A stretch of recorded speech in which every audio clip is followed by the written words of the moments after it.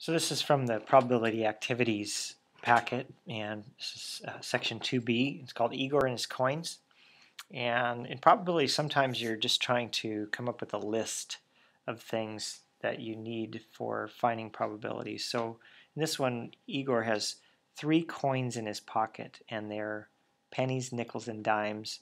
And we want to list all the different amounts of money that he might have. So when we're doing a systematic list, a lot of times we try to not just guess anything, but work systematically. So that's what I'm going to do in this one, is I'm going to try to systematically work through all the possibilities and find the total amount. So I'm going to start with pennies and just assume, first of all, that maybe they're all pennies. So he has 3 pennies. Since he has 3 coins, that would mean he would have no nickels and no dimes, and so the total amount of money in his pocket would be the 3 pennies, or 3 cents. I'm going to do everything in cents in this case because the 3 coins are not going to add up to a whole lot of money. So that would be 3 cents if they were all pennies. Now, if we're just going to reduce the number of pennies by 1, so assume that there's 2 pennies, that means if there's 2 pennies, there could be one other coin, and in this case, let's assume it's a nickel, and that means there would be no dimes, and so now we have 1 nickel and 2 pennies, which is 7 cents.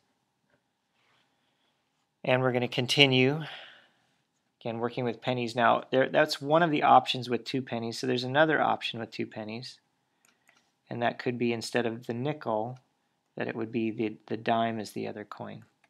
So if we have 2 nickels and we have 1 dime, that's 22 cents.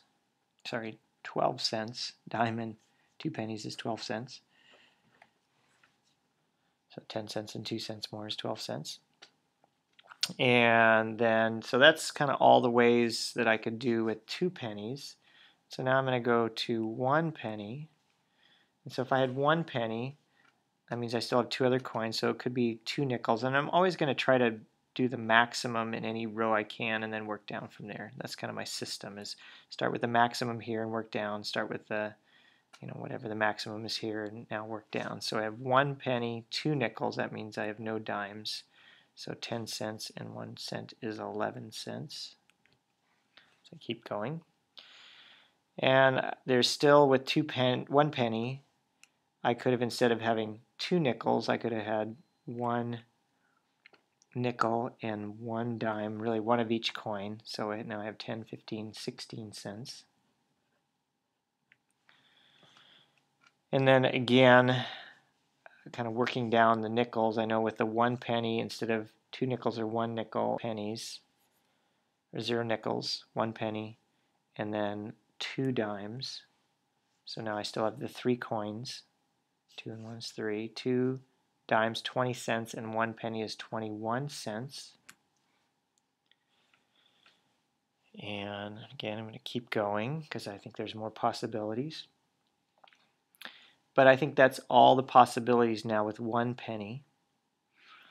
And you kind of see a pattern even arising here. There's 1 there, and then 2, and then 3 ways here. So even in this systematic list, kind of seeing a pattern. And so I'm thinking that when I get to the 0 pennies, I'm going to work over here. So if I have 0 pennies, so now we're really just working with nickels and dimes. If I go to all nickels and no dimes, 3 nickels, 15 cents. And then again, no pennies, 2 nickels, 1 dime. So we're going to reduce the number of nickels now, again, starting with the most and working down. So that's 10 cents, and 10 cents is 20 cents. And then, again, no pennies, 1 nickel, 2 dimes, so 25 cents. You can see that my system's working pretty good. And then I think there's 1 more, because there was 1, and then 2, and then 3, and then 4. And so this is going to be, now if I had 0 nickels, that means that they all have to be dimes. And so I have 30 cents. And so it looks like those are all the possible amounts. 1, 2, 3, 4, 5, 6, 7, 8, 9, 10 different possible amounts of money that you could have in your pocket if you had 3 coins and they were pennies, nickels, or dimes. And again, the idea is to do this list systematically. In other words, not just to kind of randomly guess, but to sort of keep track somehow. Maybe start with, I could have started with dimes and done it the same way and started with all dimes and sort of worked the system the same way. Because the idea is just to try to make sure that you have all of the possible ways. And this looks like this is all the possible ways because we work through all the combinations, all the different ways to find nickels, dimes, and pennies in the pocket. And that's probability 2b.